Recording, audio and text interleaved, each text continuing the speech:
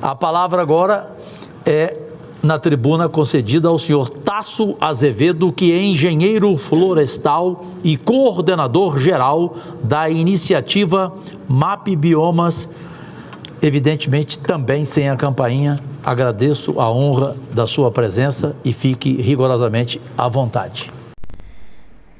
Quem acompanha aqui o canal sabe que como eu sou crítico do Tasso Azevedo, mas eu confesso que eu não tenho a menor ideia do que ele vai falar agora, apesar de que eu acho muito pouco provável que ele condene a BR-319 com a mesma veemência que o Philip Fernside fez.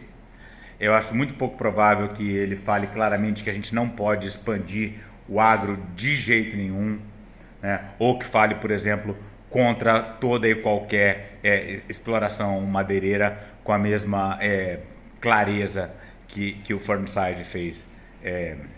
Mas vamos ver o que ele tem a dizer e espero que ele nos surpreenda. Então, boa tarde a todos. Obrigado pelo convite. Vou falar um pouco sobre o trabalho que a gente faz no MAP Biomas e algumas constatações que a gente tem sobre as condições dos biomas e a relação que a gente tem disso com a seca e com os eventos de fogo que a gente está verificando, né? E no fim, vou trazer algumas, como sugerido pelo senador, algumas recomendações. Aí são recomendações minhas como pesquisador, não tanto do MAP Biomas, que é mais uma iniciativa de gerar dados, né? Então, o MAP Biomas, ele se dedica a um projeto que envolve mais de 40 organizações no Brasil e que está dedicado a entender as transformações que acontecem no território brasileiro. São universidades, ONGs e startups de tecnologia, trabalham em conjunto processando imagens de satélite geradas por diversas fontes, o INPE é uma delas, por exemplo, mas também da NASA e outras, agência europeia e outras, e a gente processa cada pedacinho de 30 por 30 metros do Brasil para entender a dinâmica de como ele vem se transformando ao longo das últimas 4 décadas. Para isso a gente aplica muito aprendizado de máquina, inteligência artificial, e processando esses dados para esses últimos 40 anos, todos os anos a gente reprocessa os dados para poder ter mais acesso aos detalhes, né, do que está acontecendo no país. A gente se organiza com times trabalhando em cada um dos biomas brasileiros para poder entender com profundidade o que acontece em cada bioma, e também times que trabalham com temas que são transversais a todo o país, como é o caso do entendimento das pastagens, de nossos cultivos agrícolas, o que acontece na zona costeira, no mangue, nas praias, e também o entendimento sobre as áreas urbanas, as áreas de mineração e outras áreas de uso antrópico, né? Esse material todo a gente deixa disponível sempre, todos os anos e a todo momento, para todo o público, né? Seja privado, seja governamental, enfim, qualquer um pode ter acesso a todos esses dados de forma gratuita, sempre aberta e disponível para todos. A essência desse trabalho é gerar uma história que conte, para cada pedacinho do país, conte a história de como ele vem se transformando. Então, por exemplo, aqui nesse pontinho azul que você tem aqui marcado no mapa, é um ponto de 30 por 30 metros no estado do Mato Grosso, e a gente, ao clicar nele, tem a história desse ponto ao longo do tempo. Então, lá em 1985, por exemplo, esse ponto era uma floresta, permaneceu floresta até 1993, aí ele foi convertido para pasto, que é essa faixa amarela, em 93, teve até um evento de fogo naquele ano, e ele permaneceu como uma pastagem até o final de 2000, por ali por volta de 2013, 2014, onde ele foi convertido para agricultura e tem sido soja desde então. Então, para cada pedacinho do país, você tem essa história, né, de o que aconteceu com cada um desses pontos. Como a gente tem a história de cada um dos pontos, a gente pode agregar elas para cada país, cada bioma, cada estado, município, cada uma das regiões hidrográficas do país, cada uma das áreas protegidas, os territórios indígenas, vários tipos de recorte territorial, e para cada uma unidade dessas, você pode entender a história de como ela foi se transformando ao longo do tempo. Então, por exemplo, aqui é o estado do Mato Grosso, em 1985, a gente percebe que 3/4 do estado era floresta, mais uma parte de savana, que chegava a 80% do estado coberto com vegetação nativa.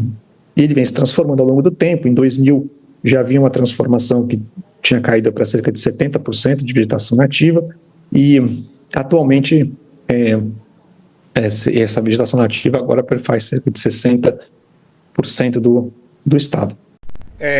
Então, uma das minhas críticas ao Tasso Azevedo e ao MEP Biomas é que ele fala que 60% do Mato Grosso é vegetação nativa, mas ele não enfatiza devidamente que é vegetação nativa em variados estados de degradação, inclusive, às vezes, em um estado bastante degradado, né? Então, quando a pessoa fala 60% de vegetação nativa, parece bom.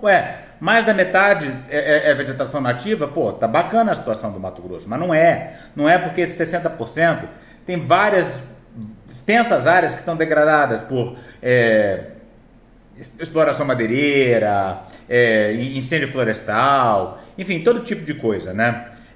Então, não custava nada, era só ele falar vegetação nativa em diferentes estágios de degradação, tá? Como ele não quantificou esses estágios, ele evita falar desse assunto, né? Vocês vão ver que a palestra dele é longa, ele fala 40 minutos e eu acredito que 90% do tempo vai estar falando coisas importantes e positivas que devem ser faladas, né? O problema está nesses 10%.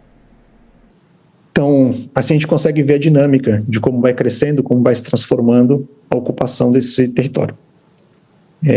Esses dados também, eles são feitos para cada uma, tem à disposição para cada uma das propriedades rurais no Brasil. Então, são 7 milhões de propriedades rurais, e para cada uma das propriedades rurais, se você tiver o código da propriedade rural, você pode inserir na plataforma e ver a história daquela propriedade rural também, como ela evoluiu ao longo do tempo, né? Que é o caso de uma propriedade rural, se eu não me engano, no estado de Goiás, né? Algumas coisas que a gente aprende olhando esses dados, né? Entendendo essa história ao longo do tempo. Primeiro, o Brasil hoje ainda tem 64,5% do país coberto por vegetação nativa, e cerca de 1/3 do país.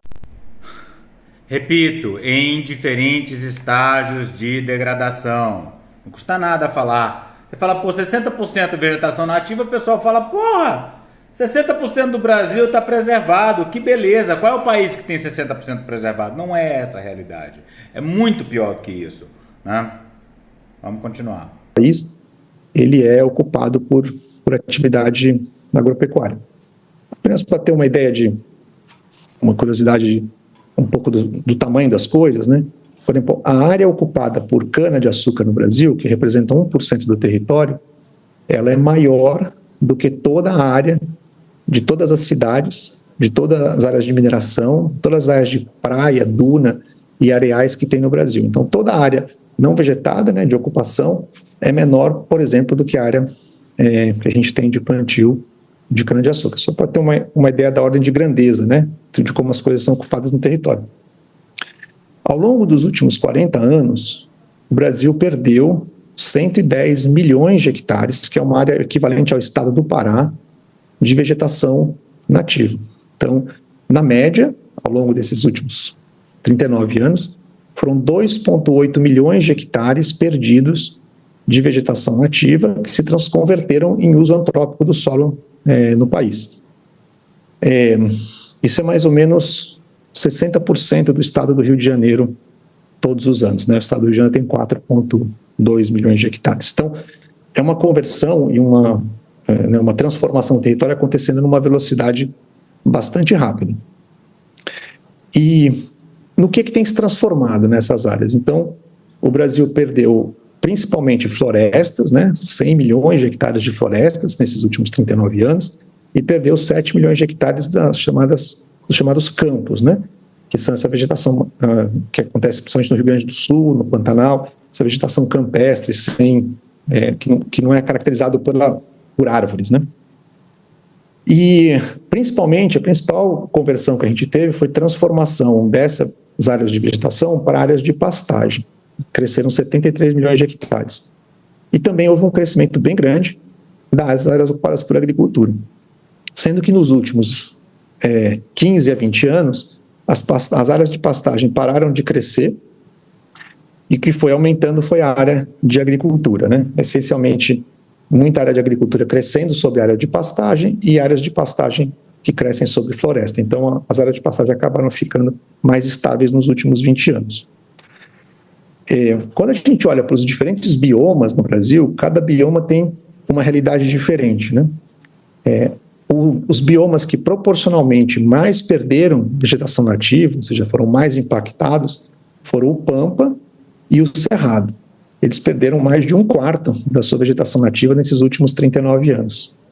E os biomas que perdeu menos, mas também porque já tinha menos vegetação nativa, foi a Mata Atlântica.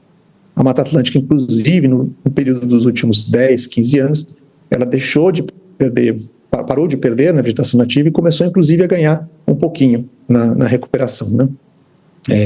E aí, Pantanal, Caatinga e Pantanal estão mais ou menos no mesmo nível, com uma perda de 13%, 14% da sua vegetação nativa nesse período.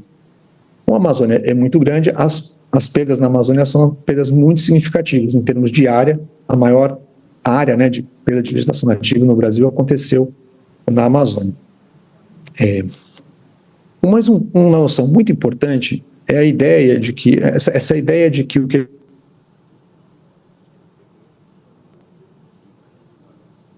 estaria conservando 64% da sua vegetação nativa, não é bem assim. 7% da vegetação nativa que a gente tem no Brasil, ela não é vegetação primária, ela é uma vegetação secundária, ou seja, ela já foi desmatada uma vez e são florestas que estão em recuperação, né? E no caso, também a gente tem cerca de 13% da nossa vegetação nativa atual que já passou por eventos de queimada nos últimos 39 anos, portanto, já sofreu um processo de degradação importante. Então, pelo menos 20% da nossa vegetação nativa, ela não é conservada, né? Ela está mantida ali como vegetação nativa ainda, mas já teve o processo de degradação, pelo menos nesses 20% da área. Pois é justamente isso que eu cobro que Tasso Azevedo enfatize. Que bom que ele está falando aqui. Mas eu acho que dizer que 40% do país é vegetação nativa preservada ainda é uma subestimativa.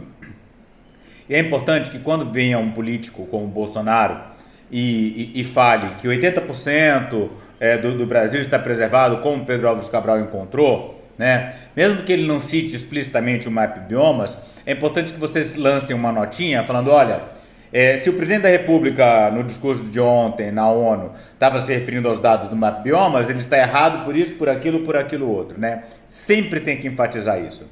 Mas mesmo assim, eu acho que essa área de preservação, essa área de vegetação preservada, porque ele computou apenas aquilo que é totalmente secundário, né, que era a área desmatada e houve regeneração, né, somado àquilo que já passou por queimadas, né, e tem a degradação causada por atividades madeireiras, que é muito séria também, né. Vamos continuar escutando. Uma coisa muito importante é que o Brasil tem hoje, em recuperação, né, em regeneração, cerca de 38 milhões de hectares.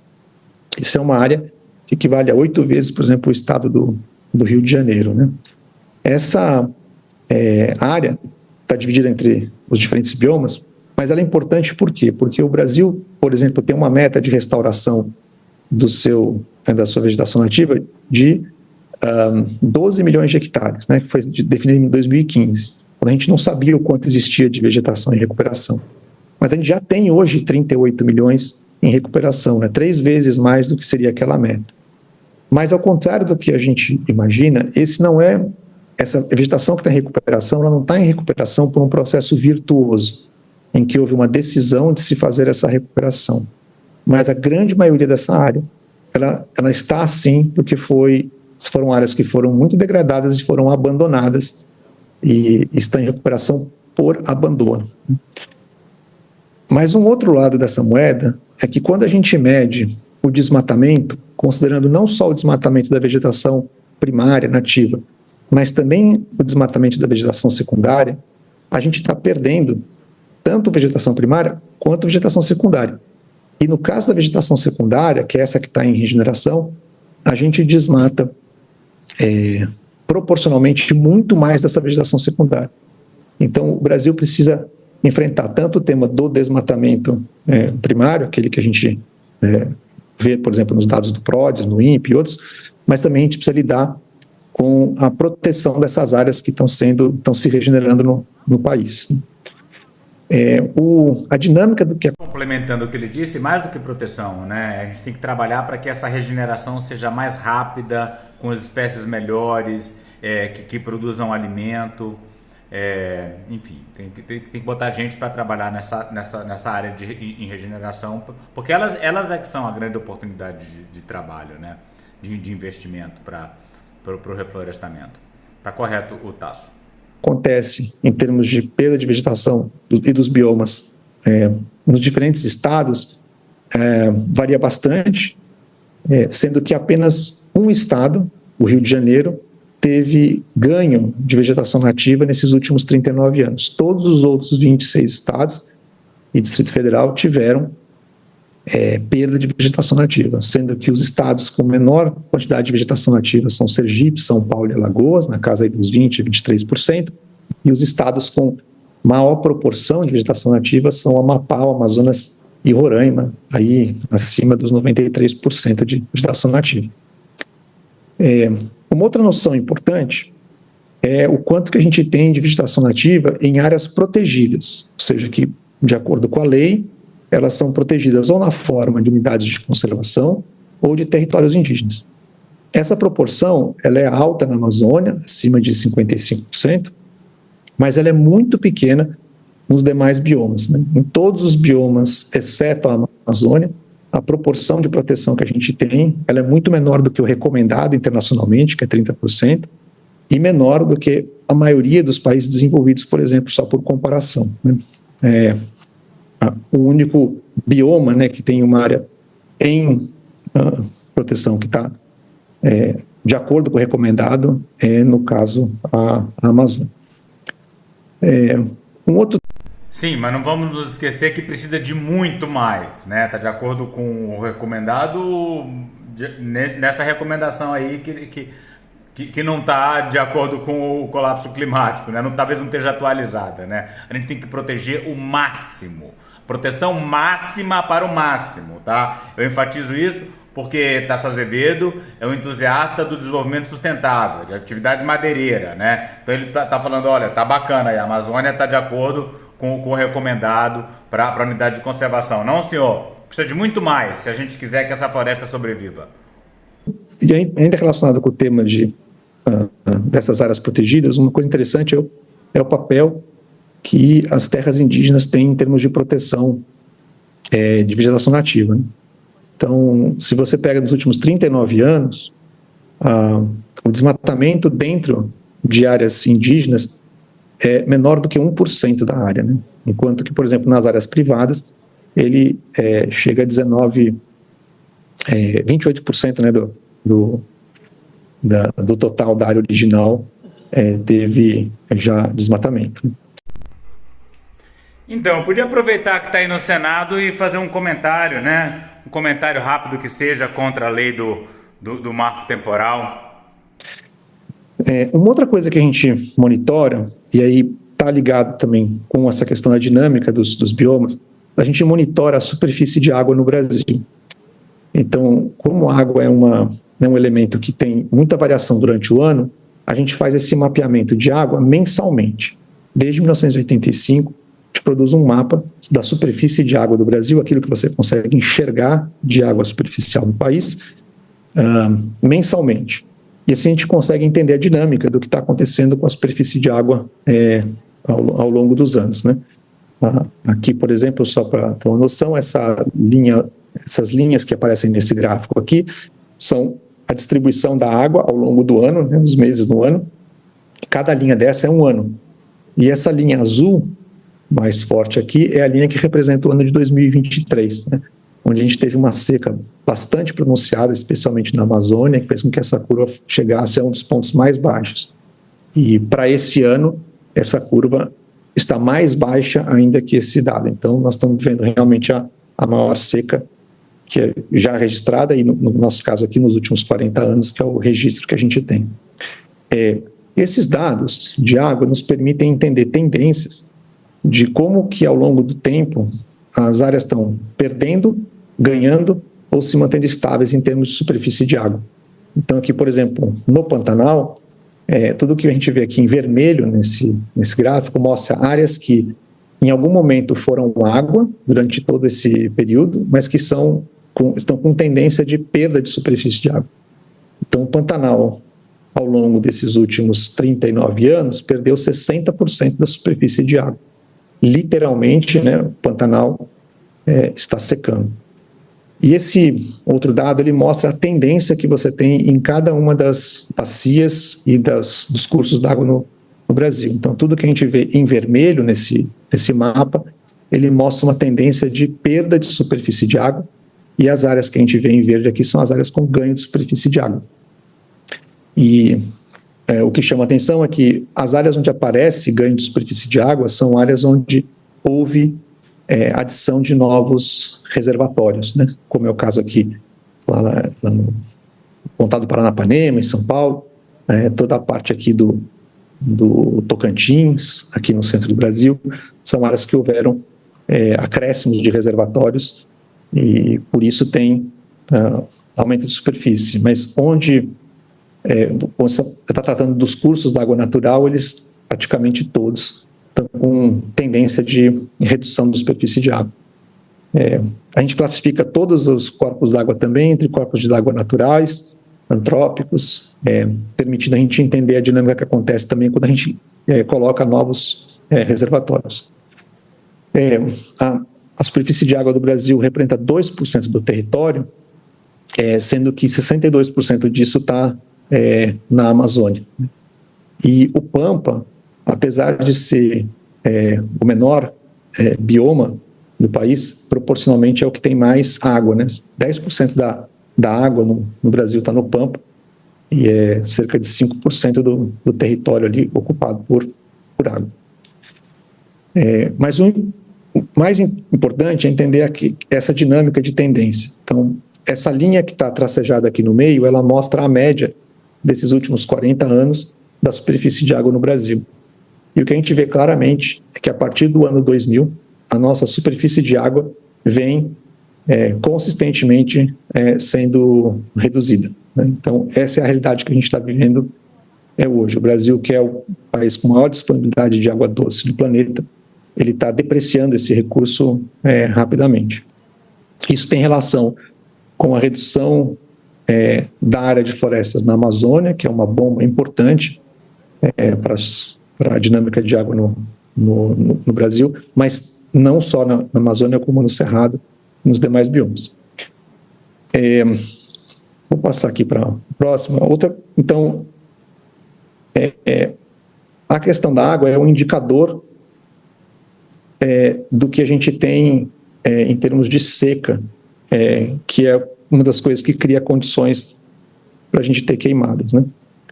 A outra coisa que a gente monitora é o fogo. Nesse caso, como já tem bastante trabalhos que monitoram os focos de calor, fogo, o INPE faz isso com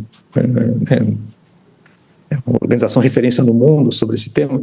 O que a gente se dedica a fazer no Mapa Biomas é entender o que pegou o fogo, né? Então, depois que passou o foco de calor, a gente mede aquilo que queimou para compreender o que pegou fogo, né? Qual o tamanho dessas áreas de fogo, em cada frente de fogo que aconteceu.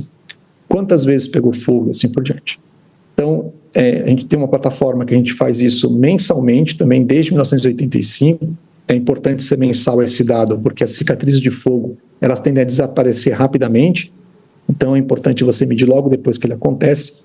E a gente mede todo o histórico de cicatrizes de fogo ao longo dos anos, a gente acompanha em que mês que aconteceu esses eventos de fogo e também a frequência com que aconteceu esse fogo. Quantas vezes uma área foi queimada em cada ponto do Brasil nos últimos 39 anos.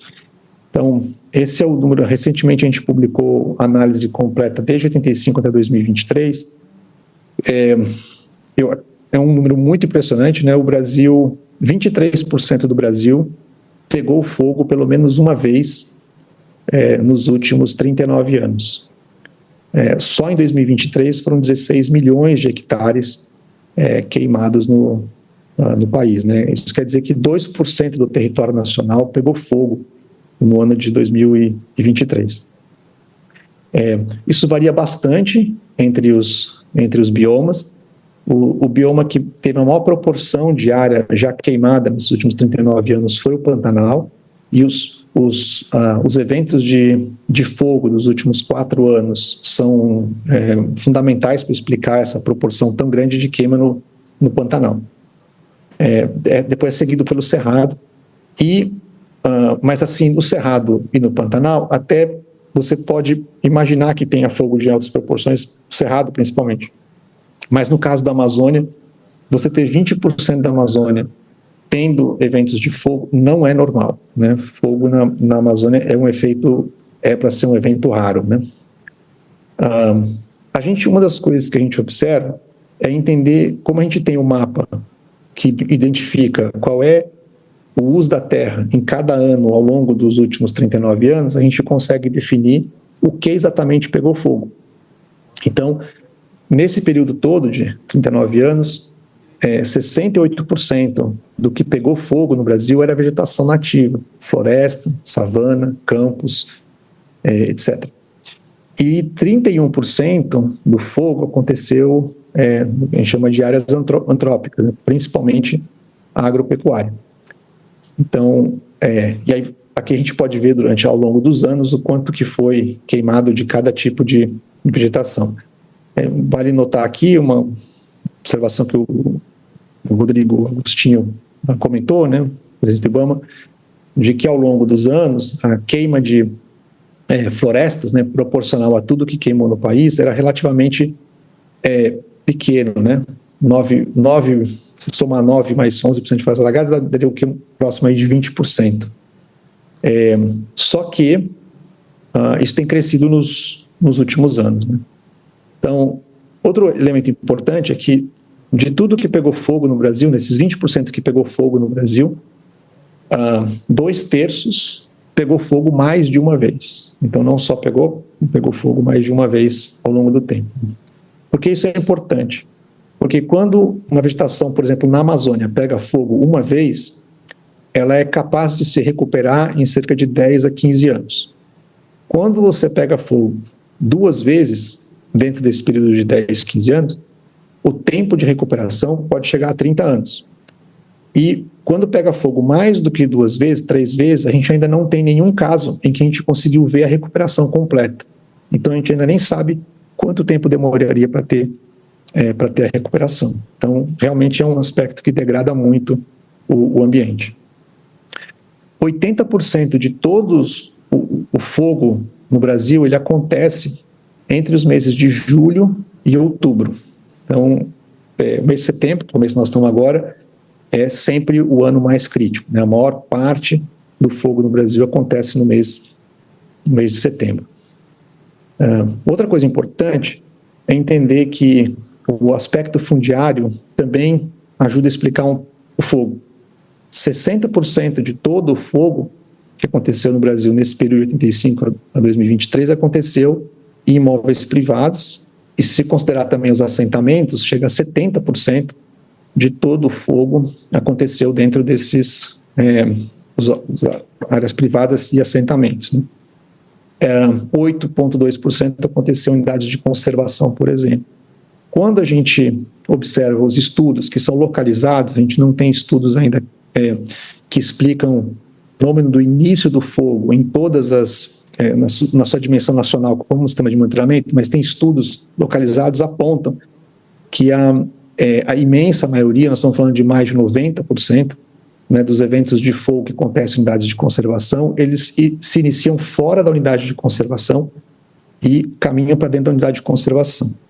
As exceções, inclusive a maior parte dessas exceções, são as atividades de fogo controlado que são feitas em unidades de conservação para fazer a prevenção do fogo, né? São atividades muito específicas feitas para criar condições de controle e prevenção de grandes queimadas não desejadas, né?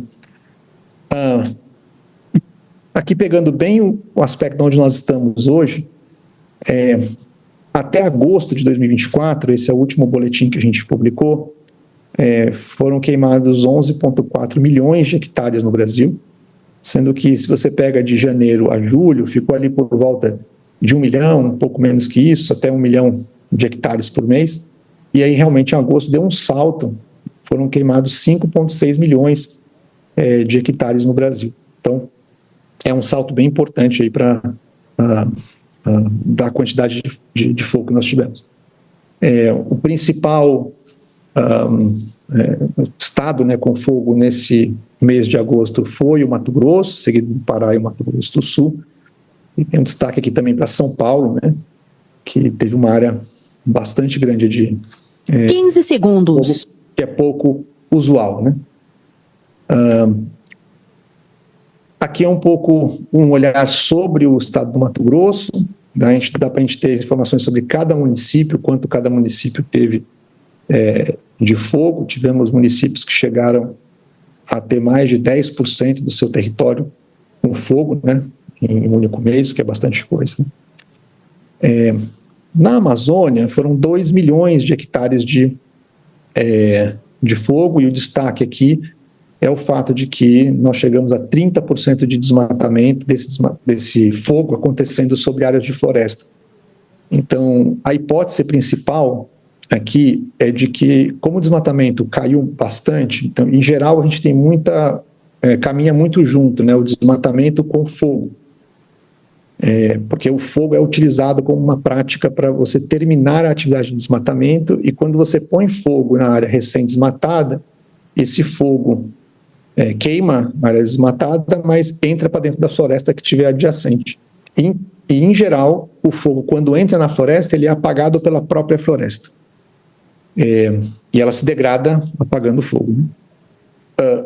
Como nós estamos com um período muito seco, mesmo tendo muito menos desmatamento, o desmatamento nesse ano caiu já 50%, né, em relação ao ano passado, que já tinha havido uma queda, o que a gente tem é que a seca está tão forte que o tempo que demora para a floresta poder parar o fogo, e com bastante material lenhoso, ele é muito maior e mais floresta está sendo queimada. Então, proporcionalmente, a gente tem mais floresta sendo queimada.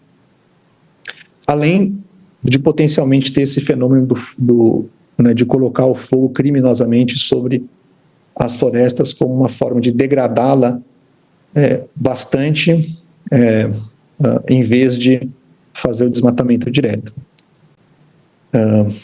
E no Cerrado, a área de fogo no Cerrado foi maior do que da Amazônia, considerando que o Cerrado tem metade do tamanho da Amazônia, é como se 15 segundos.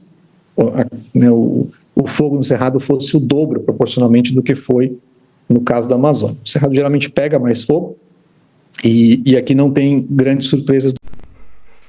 Pô, essa mulher ficar falando 15 segundos, mas não muda nada. Você vê que velocidade e objetividade não é bem o forte do Tasso, né? Eu quero ver a hora que ele vai falar do agro, vai dar para falar da BR, vai dar para falar enfim, da necessidade do Brasil não ser um plantador de commodities, ou vai ficar só com essa descrição aí de percentagens e de procedimentos técnicos? Do ponto de vista do que pegou fogo, né, foi principalmente as formações savânicas, características do Cerrado, que é uma floresta mais aberta, e que nessa época do ano tende a pegar fogo, apesar de muitas vezes ser o fogo iniciado nas áreas adjacentes. E queria terminar com o seguinte: para você ter fogo e queimada, você tem que ter 3 coisas. Qualquer fogo, qualquer queimada tem que ter essas 3 coisas. Tem que ter material combustível para queimar, tem que ter condições ambientais favoráveis, ou seja, seca, e tem que ter alguma fonte de ignição. O material combustível, ele está na vegetação, qualquer que seja ela, pode ser uma vegetação agrícola, pode ser uma pastagem, pode ser vegetação florestal, de campos, o que quer que seja. Esse material, quando tem um desmatamento recente, ele é um material mais volumoso e mais propenso, porque quando você corta a vegetação, ela seca e se torna aí sim um material combustível muito forte para as queimadas. As condições ambientais é o que a gente não pode mudar diretamente, mas não existe fogo sem ignição. E a ignição natural ela é um evento muito raro para o fogo, especialmente na Amazônia. Então, incêndio no Brasil, as queimadas no Brasil, elas são um fenômeno de origem antrópica, porque pelo menos a fonte de ignição será, isso nós estamos falando de no mínimo 95%, mais provavelmente 99% da fonte de ignição é origem antrópica. Então, se a gente quiser controlar fogo no Brasil, a gente tem que controlar o material. A gente pode controlar material combustível, reduzir o material combustível, mas essencialmente a gente tem que controlar a ignição. Pois é, aí eu discordo. Eu acho que a gente deve controlar material combustível, sim, né? Essencialmente. Porque a ignição é um evento pontual. Sempre vai poder chegar alguém e tacar um foguinho. Agora, se você controla... Como é que você controla material combustível? Não explorando madeira em floresta tropical primária, tá? Parando a exploração madeireira, restringindo a quantidade de plantação de cana nos vários biomas. Tem muita coisa que dá para fazer para diminuir a quantidade de material combustível. Mas, falando com o Tasso Azevedo, especificamente a questão da exploração madeireira, que torna a floresta muito mais propensa ao fogo, porque é muito mais rica em material combustível. Tá aí um ponto de discordância importante. Não deixar com que a gente tenha o início do fogo. Então, aí partindo aqui para as recomendações, já fechando aqui lembrando, essas são recomendações, aí já não do MAP Biomas, mas aqui são recomendações pessoais. Então, eu estava assistindo isso tudo, aguardando essa hora, né? Aí eu quero ver se ele vai recomendar que alguma obra não seja feita, vai recomendar que o agro não se expanda mais, ou se ele vai só sugerir elementos técnicos. Baseadas na experiência. O primeiro, a gente precisa, apesar de todos os sistemas que nós temos por satélite, a gente precisa ter um sistema de detecção precoce das queimadas, detectar as queimadas nos primeiros minutos em que ela ocorre. Isso é essencial para 3 coisas. Primeiro, para que a gente possa ter uma ação rápida de controle. O fogo, a dificuldade de controle do fogo é diretamente proporcional, aliás, exponencialmente, né, proporcional ao tempo que você demora para chegar e começar o combate. Então, em geral, o satélite, quando enxerga uma linha de fogo, essa linha de fogo já vai ter 100, 200, 300 metros. Então, a gente precisa enxergar essa linha de fogo muito antes, né, cerca de 5 minutos. A identificar esse sistema de detecção precoce também permite identificar qual é a origem do fogo, onde ele começou. E isso é muito importante para poder assignar responsabilidade, especialmente no caso do fogo criminoso.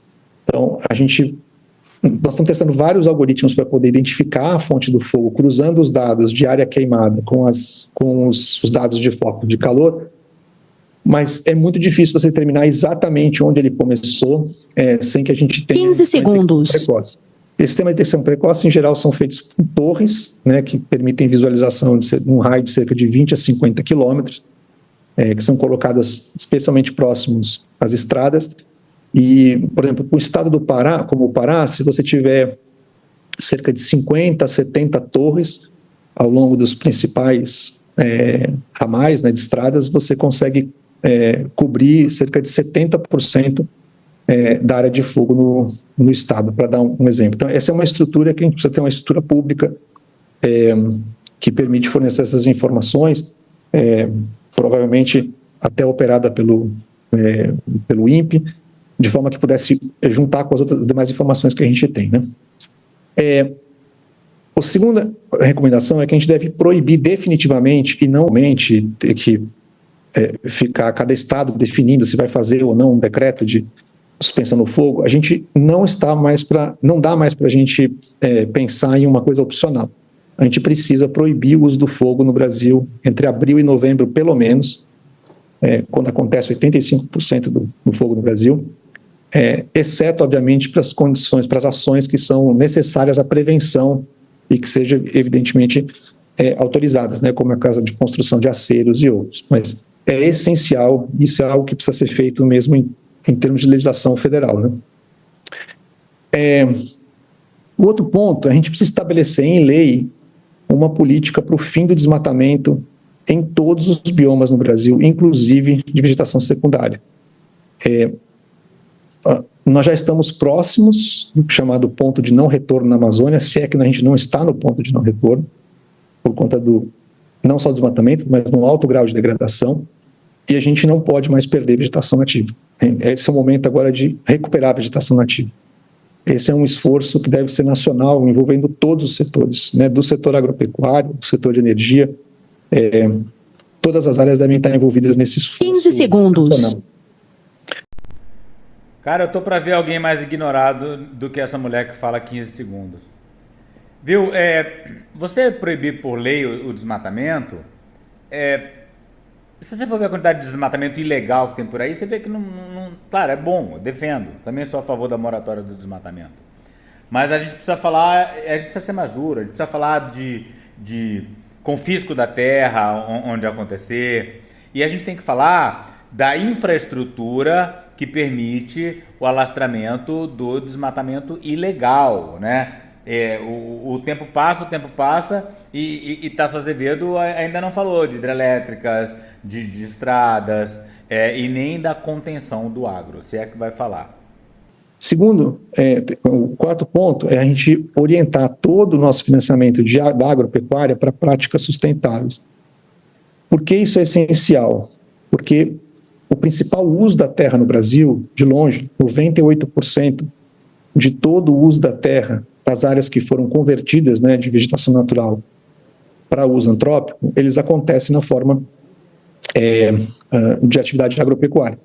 E é uma atividade que também depende, essencialmente, desse 15 segundos. natural que ele permaneceu. Então, a ideia aqui é que a gente possa ter todo o financiamento da agropecuária focado em práticas sustentáveis. Isso significa ter zero de financiamento com subsídio público para qualquer atividade agropecuária que envolva o desmatamento e a degradação, obviamente a partir de uma data de corte a ser definida, e por outro lado, que apresente condições especiais do financiamento e que incentive aqueles que conservam mais do que o mínimo legal requerido.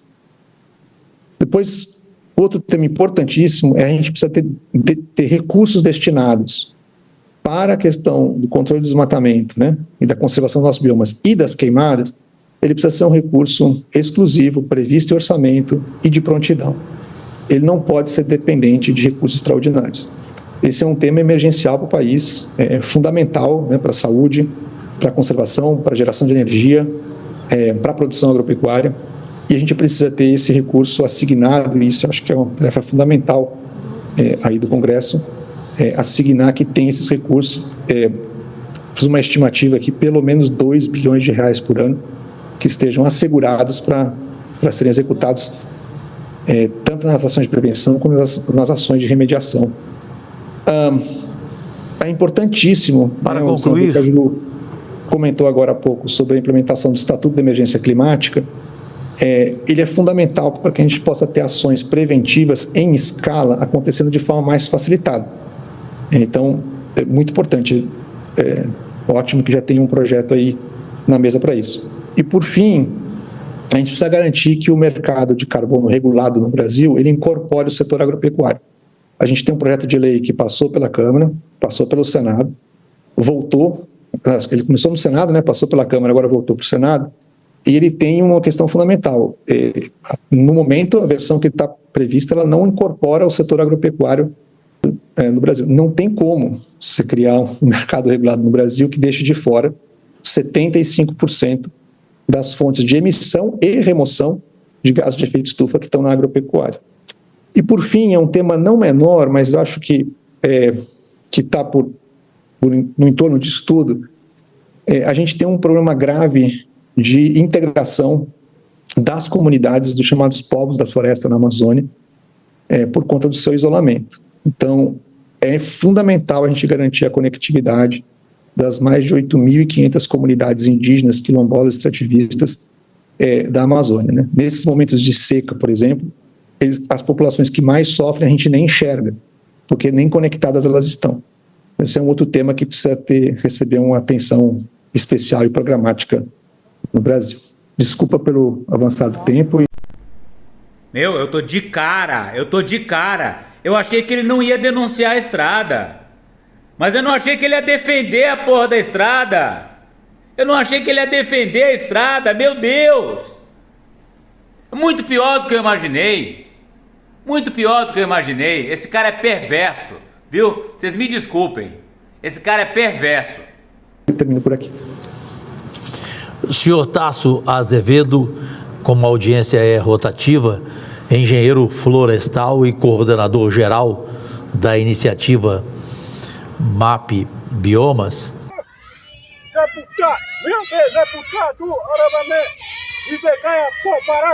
Para saber mais e participar dessa luta radical pelos povos indígenas, a floresta tropical e a biodiversidade de modo geral, inscreva-se no canal, deixe seu like e comentário.